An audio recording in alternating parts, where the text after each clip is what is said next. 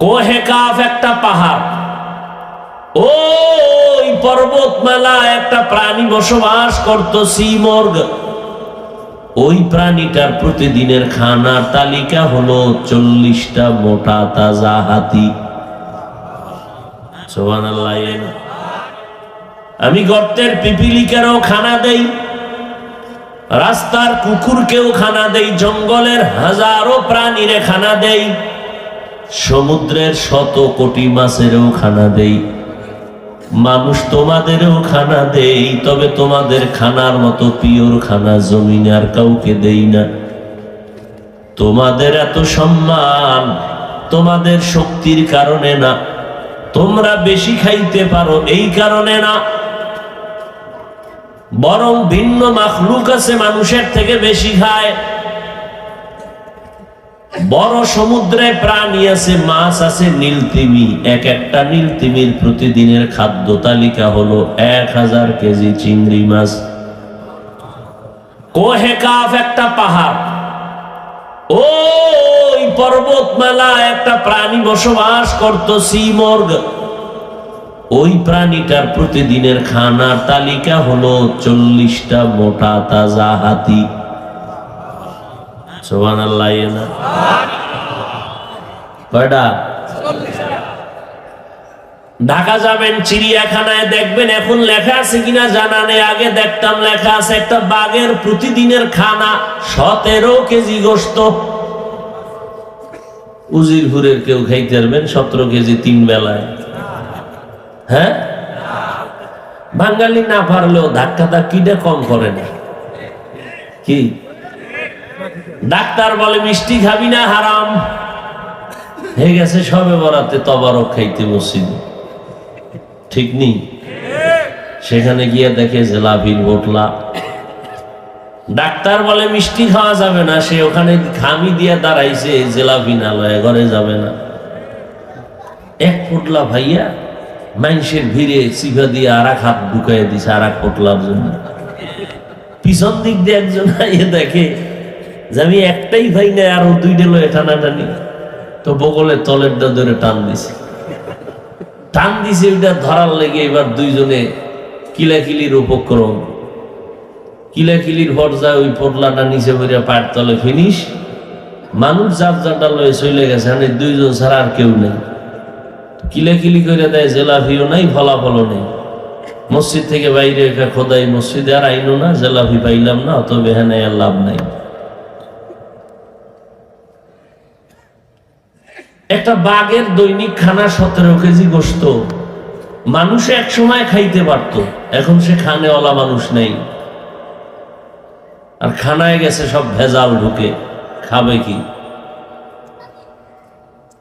আল্লাহর দেওয়া পিওর খানা নিমক হারাম মানুষ বানাইছে ভেজাল। জিহ্বা বড় হয়ে গেছে। আল্লাহ ফল দিছে, কয়েকটা ধৈর্য ধর, আমি পাকায়া দিব, ভিটামিন যুক্ত না। 1 মাস আগে এটার কাটতে হইব, এটারে আমরা প্রসেসিং করে এটারে পাকায় খাইতে হইব। এই চালাকি করার কারণে ভিটামিন বাদ দিয়ে এখন ফল হইছে বিষ। মাছের মধ্যে ভেজাল, সব জায়গায় ভেজাল। ভেজাল ছাড়া কোনো কিছুই নেই। পুরো মানুষটা ভেজাল মানুষ হয়ে গেছে। তাহলে খানার দিক থেকেও আমরা দুর্বল, মেধার দিক থেকেও আমরা দুর্বল। ইঞ্জিনিয়ারিং পাশ করে সুন্দর এক বিল্ডিং বানাইলো, আর এক ইঞ্জিনিয়ার আয়া বলে তোমার থিওরি ভুল, আঁকা বাঁকা। কয় টন রড দিয়েছো তুমি মূল স্ট্রাকচারের ভেতরে? কয় এত টন। কয় হবে না। গ্যারান্টি কত? কয় 100 বছর। ইঞ্জিনিয়ার বলে এতদিন থাকা যাবে না, আগে আগে বের হয়ে যায়, না জানি কখন পরে ভেঙে যায়। ঝুঁকি, ভূমিকম্পে ঝুঁকি যুক্ত হয়ে গেল। আর দুনিয়ার ভিন্ন মাখলুক তাকায় দেখো কত সুন্দর ইঞ্জিনিয়ার, মেধাওয়ালা, কোনো ভুল নেই। মৌমাছির দিকে তাকাও, সুন্দর মধুর বাসা বাঁধায় গাছের ডালে। এক একটা বাসার ভিতরে 20 কেজি 30 কেজি মধু থাকে। মধুর বোতলের মুখগুলো খোলা, নিচের দিকে এক ফোঁটা মধু গড়ায় নিচে পড়ে না। ওদের বিল্ডিং এত সুন্দর, রুমগুলো সুন্দর, আঁকা বাঁকা নাই, সুতা সমান। আর আমগো রুমগুলো সব বাঁকা, সুতা টান দিয়ে দেখবেন তেরামেরা হয়ে গেছে। মৌমাছি বেডরুম বানাইলো, বাথরুম আলাদা, ড্রয়িং আলাদা, ডাইনিং আলাদা।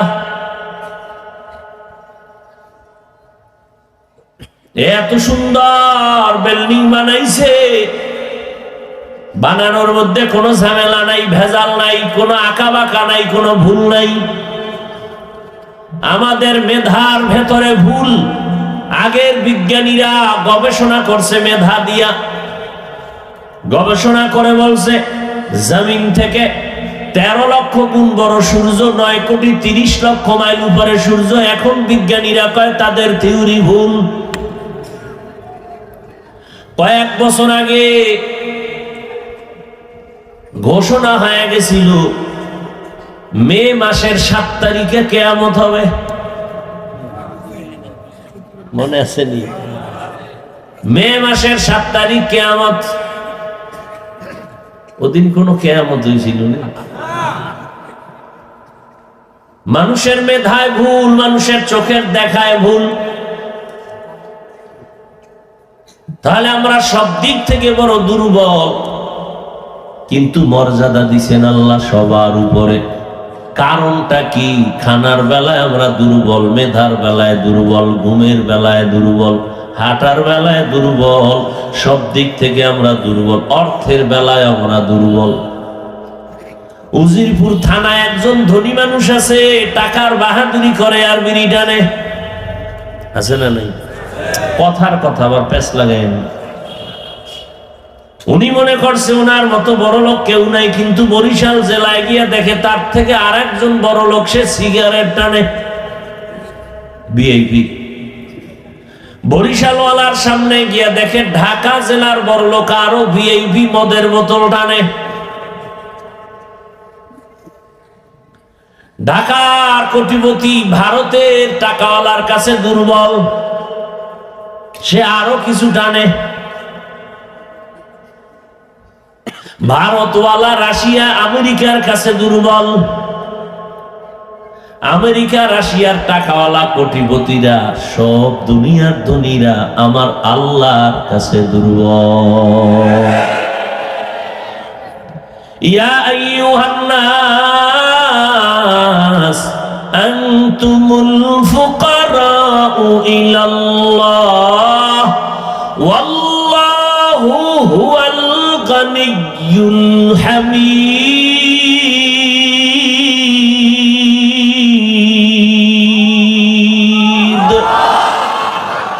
गर तवक्कुल मी कुनी हर सुबह शाम मेरा सनद रिज़्क़े तू अज़ला मकाम जुज़बा हक़ छी जे मखा अज़ इंसो जा फज़ले उ आमस्ते दर जुमला जहा। তোমার সাউন্ড আর বাড়ে নাও ভাইরা আমার। অনেক সময় মেশিন ভালো, সব ভালো, সেটিং এর কারণে ঝামেলা হয়ে যায়। সেটিং উল্টা পাল্টা হইলে ভলিউম বাড়াইলে আওয়াজ দিবে। এই জন্য আলাদা একটা প্রতিষ্ঠান খোলা দরকার, মাইক কেমনে চালাইবে।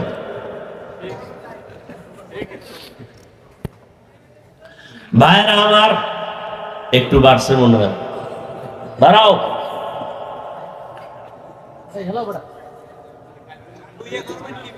আল্লাহ তাআলা বলেন, এই দুনিয়ার মানুষ তোমরা সবাই ফকির, ধনী কে?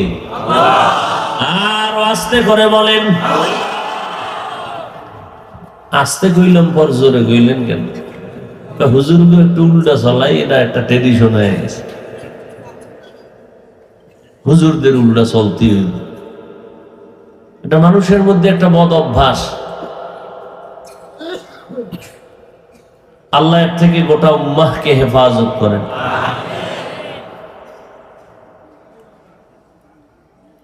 মাদ্রাসার প্রিন্সিপাল সাহেব বসে আছেন চেয়ারে বসে, একজন আগন্তুক গ্রাম্য ব্যক্তি আসছে, হুজুর গো মনে করে বোকা, এর মধ্যে কোনো বুদ্ধি টুদ্ধি কিচ্ছু নেই।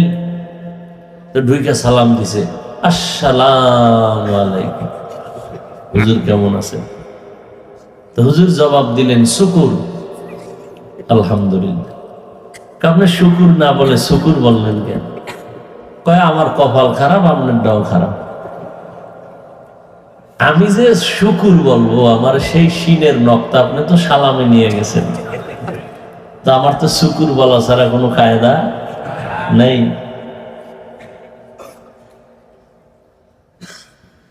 আল্লাহ,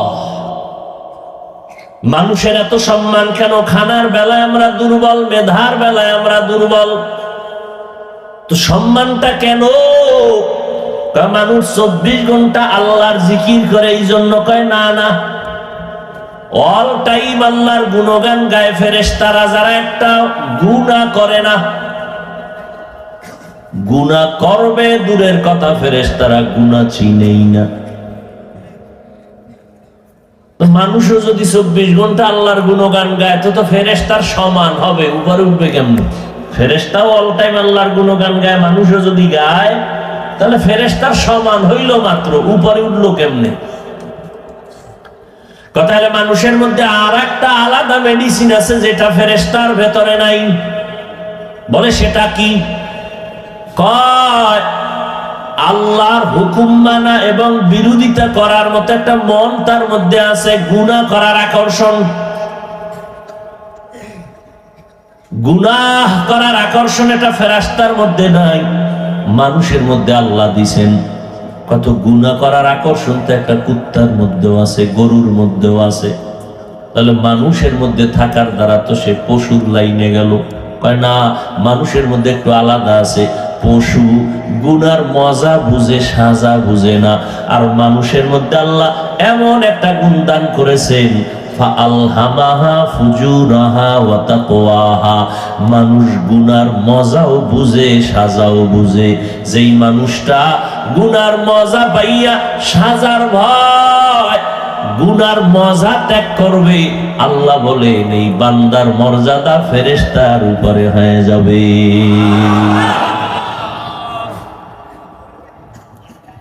ফজরের সময় 4 রাকাত নামাজ পড়তে 20 মিনিট সময়, এই 20 মিনিটের ঘুমের মজা পাইয়া যারা ঘুম ছাড়ে না,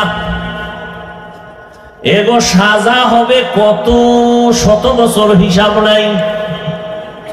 কিন্তু যারা আসল মানুষ, এরা এই 20 মিনিটের মজা তুচ্ছ মনে করে দৌড়াইয়া গিয়া ঠান্ডা পানি দিয়া ওযু বানায় নামাজে দাঁড়ায় যাবে। আল্লাহ কয় ফেরেশতারা লে, বান্দা রাতে ঘুমায় নাই, সারা রাত নামাজের সওয়াব লিখে দাও। আতিনা ফি দারে দুনিয়া না হাসান, আতিনা ফি দারে উকবা না হাসান, ইয়া গিয়াসাল মুস্তাগীসিন ইহদিনা লিফতিখারা বিল উলুমি ওয়াল গিনা। হর গরিদে নেকো তু তৈয়ার হে, जो न मांगे उससे तू बेजार है। ভাইরা আমার, দুইটা ব্যবস্থা আল্লাহ দিলেন, মানুষ এটা ধরে রাখো। 1 নাম্বার হলো মুরব্বী ব্যক্তি আর কিতাব। সমস্ত ব্যক্তিদের মধ্যে শ্রেষ্ঠ রাহমাতুল লিল আলামিন, শ্রেষ্ঠ কিতাব হলো কোরআনুল কারীম। আল্লাহর হাজার শুকর যে দুটোটা আমরা পেয়েছি, নবীকেও পেয়েছি, আল্লাহর কোরআন পেয়েছি। কিন্তু দুর্ভাগ্যবশত আমরা নবী হারায় ফেললাম, নবী আর নাই।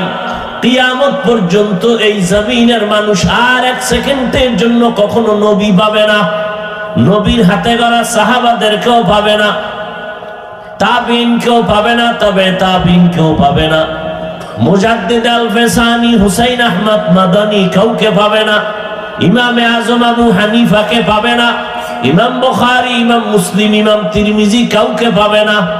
তাহলে নবীরেও পাইলাম না, কোরআন আমার কাছে আছে। আমাদের এখন জান্নাতের পথে চলবো কেমনে? মুরব্বি নাই। নবী কয়, ও উম্মত, আমি নবীর একদল বন্ধু জমিনে থাকবে কিয়ামত পর্যন্ত। তাদের লাইনে যদি তোমরা চলতে পারো আর কোরআনটারে ধরে রাখতে পারো, সম্মান দুনিয়াতেও নষ্ট হবে না, আখিরাতেও হবে না। এই জমিনে আমি মুহাম্মদের একদল বন্ধু থাকবে কিয়ামত পর্যন্ত। ওই বন্ধু এক দল, দুই দল না, এদের পরিচয় হলো এরা হবে আহলে হক, উলামায়ে কেরাম। উলামায়ে আহলে হকের পেছনে দাঁড়াও, কারণ তাদের পরামর্শ নিয়ে কোরআন সুন্নাহ অনুযায়ী জীবনকে পরিচালনা করো। রহমতের নবী চ্যালেঞ্জ দিয়ে গেছেন ১৫০০ বছর আগে। কালান নবী সাল্লাল্লাহু আলাইহি ওয়া আলিহি ওয়া সাল্লাম, তারাকতু ফীকুম আমরাইন লান তাদিল্লু মা তামাসসাকতুম বিহিমা, কিতাবাল্লাহ ওয়া সুন্নাত রাসূলি। ও উম্মত, দুটো জিনিস আমি রেখে গেলাম, আকরাইয়া ধর, কোনদিন তোমার ইজ্জত নষ্ট হবে না। এক, আল্লাহর কোরআন। দ্বিতীয় হলো আমি নবীর রেখে যাওয়া আমার আদর্শ সুন্নাত। এই দুইটা জিনিস ধরে রাখো, সম্মান যাবে না। আল্লাহর কসম, ১৫০০ বছর পরেও তাকায় দেখেন, সমস্ত অমুসলিমরা চায় মাদ্রাসা বন্ধ হয়ে যাক, সমস্ত বিধর্মীরা চায় কোরআনের আওয়াজ বন্ধ হয়ে যাক, সমস্ত ইসলাম বিদ্বেষীরা চায় আল্লাহর দ্বীন জমিন থেকে বন্ধ হয়ে যাক। এই কারণে যথেষ্ট পরিমাণ চক্রান্ত তারা করতেছে। এই দেখেন না, আপনারা টের পান না, ডিসি সাহেব চেয়ারে বয়ে বয়ে কোরআন তেলাওয়াত করে, এসপি সাহেব চেয়ারে বয়ে টেবিলে কোরআন শরীফ পড়ে। এসপি সাহেব, আপনি আবার কোরআন শিখলেন কই? কলেজের মধ্যে কি কোরআন শিখায়? কয় না। ভার্সিটিতে শিখায়? বলে না। শিখলেন কই? ওই যে আমার আব্বা জান আম্মা জান ছোটবেলা এলাকার মক্তবে পাঠাইতেন, ওখানে যাইয়া আমি কোরআন শিখছি। আজকে দেখছেন নি মক্তব নাই, মক্তব নাই। এই সোনার বাংলায় দাঁড়ায় কোনো বেঈমান বলে নাই মক্তব বন্ধ করে দাও, বরং এমন অপকৌশল তারা চক্রান্ত করেছে, বন্ধ করে দাও বলা লাগে নাই, অটোমেটিক মক্তব বন্ধ হয়ে গেছে। ফজরের আজান দিতে আম্মা জান মুয়াজ্জিন যেই সময় আজান দেওয়ার জন্য ফজরে উঠে, ওই সময় আম্মা জান সজাগ হয় বাচ্চাকে স্কুলে পাঠাবার জন্য। মক্তব বন্ধ করে দাও বলা লাগে না, অটো বন্ধ হয়ে গেছে। এরে আল্লাহর গোলাম, সারা দুনিয়ার বিধর্মী চায় কোরআনের আওয়াজ বন্ধ হয়ে যাক। আমার এর প্রেমের মধ্যে কিন্তু কিছু কিছু মুনাফিক নামদারি মুসলমানেরাও তলে তলে বেঈমানের সাথে তাল মিলায় কয় ঠিকই মাদ্রাসা বন্ধ হয়ে যাক।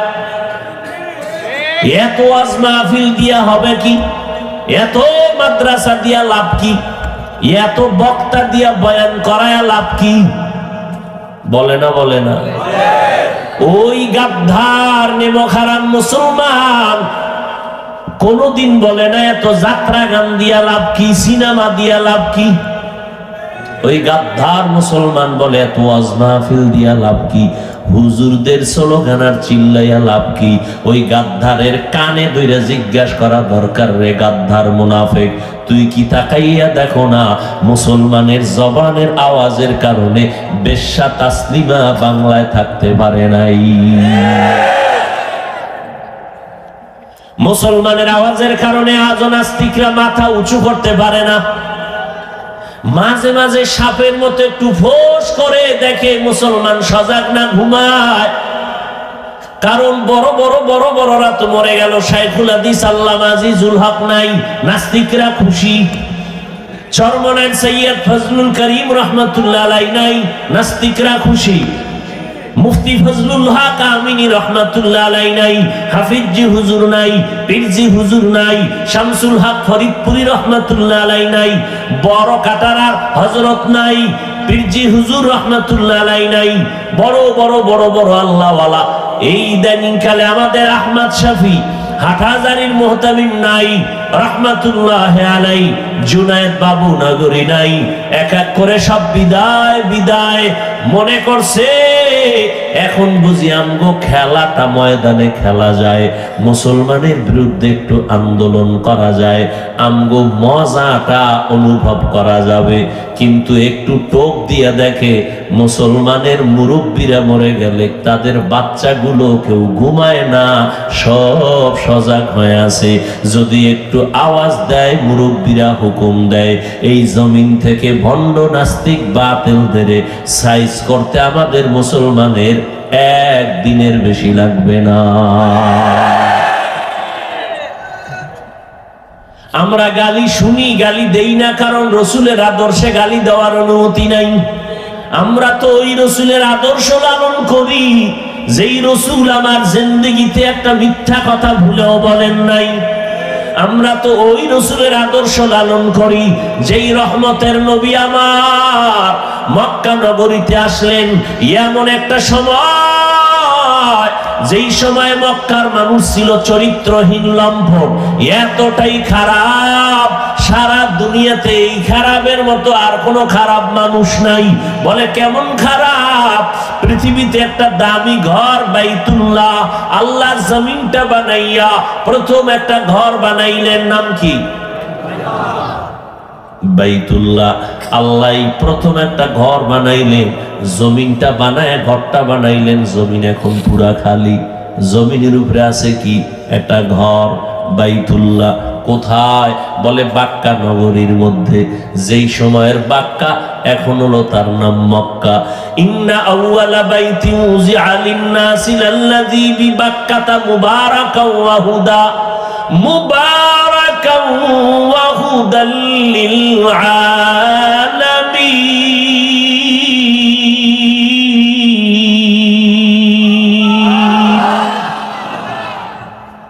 যেই ঘর এত দামি, বলে কেমন দামি? বলে যদি তাকাইয়া তাকাইয়া শুধু বাইতুল্লাহ দেখো, কিছু না পড়ো, যতক্ষণ তাকায় থাকবা ততক্ষণ আমল নামায় সওয়াব। বাইতুল্লাহ এমন দামি একটা ঘর, এটা হেদায়েতের ঘর, ইবাদতের ঘর। জমিন বানাইয়া আল্লাহ প্রথম যেই ঘর বানাইলেন এটা ইবাদতের ঘর, হেদায়েতের ঘর। তো বসবাসের ঘর আল্লাহ বানান নাই কেন? দুনিয়ার চিফ গেস্ট হবে মানুষ, দুনিয়ার প্রধান মানুষ। চিফ গেস্ট যিনি হবেন মানুষ, যারা প্রধান মেহমান কি যেখানে আসেন সেখানে কি আজীবন থাকেননি? প্রধান মেহমান চিফ গেস্ট যিনি হবেন সে জরুরত সারিয়া চলে যাবেন। জমিনের মধ্যে চিফ গেস্ট হবে মানুষ, অল্প সময়ের জন্য আসবেন, জরুরত সেরে চলে যাবেন। জরুরত কি? বলে জান্নাতের টিকিটটা ওপেন করবে, ওকে করবে। বলে কেমনে? কয় ইবাদতের মাধ্যমে। তো ইবাদতের জন্য মানুষ দুনিয়াতে আসবে, এ কারণে আল্লাহ ইবাদতের ঘর আগে বানাইছেন। তো বসবাস করবে কই? দুনিয়া বসবাসের জায়গা না, দুনিয়াটা এটা বসবাসের ঘর না, কারণ এটা হলো ইবাদতের জায়গা। জরুরত সাইরা তুমি চলে যাও, দুনিয়ায় করবা মানুষ ইবাদত, তোমার বসবাসের জন্য আল্লাহ বানায় রাখছেন শান্তির চিরস্থায়ী ঠিকানা জান্নাত। দুনিয়াটা ইবাদত খানা, এটা ঘুমানোর জায়গা না। মসজিদে গিয়া কি কেউ নামাজ বাদ দিয়ে ঘুমায়? না, ইবাদত খানায় জমিন, ইবাদত করে জন্য ইবাদতের ঘর আল্লাহ বানাইছেন। দুনিয়াটা থাকার জায়গা না। নবী বলেন ক্বালান নবী সাল্লাল্লাহু আলাইহি ওয়া আলিহি ওয়া সাল্লাম কুন ফিদ দুনিয়া কান্নাকা গারিবুন আও আবিরু সাবিল, দুনিয়াতে মুসাফিরের মতো চলো, দুনিয়ার কোনো দাম নাই। কালান নবী সাল্লাল্লাহু আলাইহি ওয়া আলিহি ওয়াসাল্লাম হুব্বুদ দুনিয়া রাসু কুল্লি খাতিয়া, দুনিয়ার ভালোবাসা মোহাব্বত সব ক্ষতির কারণ। কালান নবী সাল্লাল্লাহু আলাইহি ওয়া আলিহি ওয়াসাল্লাম মান আহাব্বা দুনিয়াহু আদাররা বিআখিরাতিহি ওয়া মান আহাব্বা আখিরাতাহু আদাররা বিদুনিয়া ফাআসিরু মা ইয়াবকা আলা মা ইয়াফনা। নবী বলেন, দুনিয়ার মায়া যারা অন্তরে জমা করেছো আখিরাত বরবাদ করে ফেলেছো। যারা আখিরাতের মায়া অন্তরে জমা করেছো দুনিয়া বরবাদ। নবী বলেন, দুনিয়ার মায়া ত্যাগ করো, আখিরাতের মায়া অন্তরে জমা করো। কারণ হাদিসে আল্লাহর নবী ভিন্ন জায়গায় বলেন, এই দুনিয়াটার মূল্য আল্লাহর কাছে একটা মশার পাখার সমানও নাই। দুনিয়া কেন? আর দুনিয়া মাজরাতুল আখিরা, আখিরাতের বাজার করার জায়গা দুনিয়া। এটা একটা বাজার। নবী বলেন, পৃথিবীতে সব থেকে খারাপ হইল বাজার, উত্তম জায়গা মসজিদ। আখিরাতের বাজার করো। কেউ বলছেন এই দুনিয়াটা বাথরুমের মতো। কিসের মতো? বাথরুম। বাথরুম মানুষ বানায় কেন? সামান্য জরুরতের জন্য, ঠিক না? তা একজনে একটা সুন্দর 5 তলা বিল্ডিং বানাইছে, আকিক পাথর লাগাইছে, বাহির থেকে তাকাইলে টাইলস লাগাইছে এত দামি বিদেশি, চেহারা দেখা যায় আয়নার মতো, ভেতরে বাহিরে টাইলস, এত সুন্দর 5 তলা বিল্ডিং। বাড়ির সামনে সাইনবোর্ড লাগাইছে, ভাড়া হবে ফ্ল্যাট, টুলেট লাগাই দিছে। এত সুন্দর বাড়ি দেখতে গিয়া ঘুরতেছে ঘুরতেছে ঘুরতেছে, সব বেডরুম, ডাইনিং, ড্রয়িং, কিচেন খুব সুন্দর। তো জিগায়, ভাই আপনার এই এক এক ফ্ল্যাট কত? 80,000 টাকা। ঘুরে টুরে 5 তলা ঘুরে টুরে দেখে সব আছে, বাথরুম নেই। কি ভাই আপনার এই 5 তলা বিল্ডিং এ বাথরুম নাই কেন? আপনি বুঝেন না কিছু? এত বিশাল বিল্ডিং, যে টাইলস লাগাইছি, চেহারা দেখা যায়, এত পরিচ্ছন্ন জায়গা, পবিত্র, এখানে আমি বাথরুম দিয়া কি বাড়িটারে আমি অপবিত্র করব? না, বাথরুম আছে এখান থেকে 1.5 কিলোমিটার দূরে। প্রয়োজন হলে কলিং বেলে চাপ দিবেন, রিক্সা ড্রাইভার এসে আপনাকে বাথরুমে নিয়ে যাবে। ওই অপরিচ্ছন্ন জায়গায় গিয়া বাথরুম করে আবার পরিষ্কার হয়ে এখানে আসবেন। আমার এই সুন্দর বিল্ডিং পরিচ্ছন্ন, অনেক টাকা খরচ করে বানাইছে, এখানে অপবিত্র কিছু রাখা যাবে না। বলে আপনার বিল্ডিং পুরাটা ফিরি দিলেও নিব না, কারণ বাথরুম নাই। বাথরুমের দাম আপনার কাছে এত মূল্য, তাহলে 1 মাস আগে কইলে তো পুরো বিল্ডিং বাথরুম বানায় রাখতাম। একটু সময় দেন, আমি বাথরুম যেহেতু আপনি চাইছেন, তো একটা বাথরুম আমি বানায় দেই। সুন্দর করে বাথরুম বানাইছি, এত সুন্দর বড় সড়ো বাথরুম, বাথটেপ দিল সুন্দরভাবে, শুয়ে গোসল করতে পারবে, বইয়া পারবে, দাঁড়ায় পারবে। এরপরে চেয়ারওয়ালা হাই কমট, চেয়ারের মতো বসে বসে কাম সারবে। বিশাল আয়না লাগাই দিছে, এরপরে পিছনে একটা এসিও লাগাই দিছে, সামনে একটা টেলিভিশন লাগাই দিছে। শুধু শুধু সময় নষ্ট করে দরকার কি? সময়ের অনেক দাম। বসে বসে দেশের খবর নাও। একজনে বাথরুমে ঢুকে দেখে বেডরুম, ড্রয়িং রুম, ডাইনিং এত সুন্দর না, বাথরুম এত সুন্দর, এত সুন্দর, মনে হয় তার ঘুমের জায়গার থেকে বেশি টাকা খরচ করছে বাথরুম। দেখ বোকায় কি এসে বলবে, দে কোল বালিশটা দে, আধা ঘন্টা একটু রেস্ট নেই, ঘুমাইয়া। নিবে না, কারণ বাথরুম যতই সুন্দর করো এটা থাকার জায়গা না। জরুরত সেরে তাড়াতাড়ি বের হয়ে যাও। বাথরুম ছাড়া বিল্ডিং এর দাম নাই। বাথরুম কেন? বলে জরুরত সারার জন্য। দুনিয়াটা বাথরুমের মতো, প্রয়োজন সেরে বের হয়ে যাও। দুনিয়া নামক বাথরুম তোমার থাকার জায়গা না। তবে একটু সতর্ক, বাথরুমে যেহেতু যাওয়া লাগবে সাবধান, তোমার জামা কাপড় গুলো ভালো করে বেঁধে নিও, ভেতরে ঢুকলে যেন ময়লা না লাগে। যদি লাগলে সাবান রেডি রাখ, পানি রেডি রাখ। পানি তো আর দরকার নাই, প্রস্রাবই তো পানি, প্রস্রাবও তো পানি, আলাদা পানির দরকার কি? না হবে না, সাবান আর পানি রেডি রাখো ধোয়ার জন্য। ও বান্দা, দুনিয়ার ময়লা চতুর্পার্শ্বে তোমার, ডানে তাকাও বামে তাকাও, গুনাহ গুনাহ, চোখের গুনাহ, হাতের গুনাহ, কানের গুনাহ। ঘর থেকে নামবেন গুনাহ, ঘরে বসছেন গুনাহ। এই করোনা গেল, মহামারী, বয়ে বয়ে মানুষ কয়জন পাবেন যে আমি করোনার এই বছরগুলোতে কোরআন শিখছি? কেউ পাবেন না। বরং বসে বসে বসে বসে জীবনে যে গুনাহ না করতো তাও করছে, বয়ে বয়ে গল্প আড্ডা।